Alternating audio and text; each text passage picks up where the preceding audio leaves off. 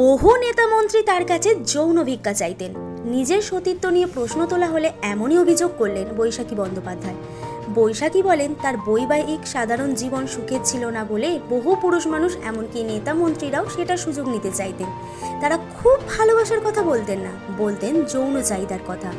নিজেদের অর্থনগ্ন ছবিও তারা বিনা বাধায় পাঠিয়ে দিতেন বৈশাখীকে।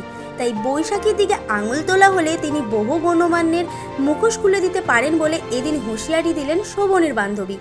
শোভন চট্টোপাধ্যায় নাকি রুমালের মতো মহিলা বদলাতেন। স্বামীকে ছেড়ে আসার আগেই বৈশাখীর স্বামী এমনই জানিয়েছিলেন তাকে। তবুও তিনি বিশ্বাস করেছিলেন শোভনকে। কিন্তু বহু পুরুষ মানুষের মধ্যে একমাত্র শোভনের মধ্যে সেই ভালোবাসা দেখতে পেয়েছিলেন বৈশাখী।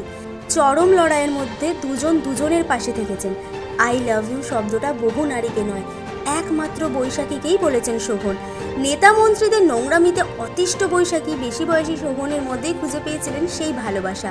চাইলেই সেই নেতা মন্ত্রীদের জনসমক্ষে নগ্ন করতে পারেন তিনি, কিন্তু করেন না, কারণ তাদের নরকের কীট মনে করেন। কিন্তু সাধারণ মানুষ কি মনে করেন বৈশাখী বন্দ্যোপাধ্যায়কে? টাইমলাইন ক্রিয়েশনের পক্ষ থেকে কোনো রকম মন্তব্য করব না আমরা, করবেন আপনারা আমাদের মন্তব্যের বাক্সে। এই ধরনের আরো ভিডিও পেতে এবং এই মুহূর্তের সময়ের সঙ্গে আপডেট থাকতে এখনই সাবস্ক্রাইব করুন টাইমলাইন ক্রিয়েশন।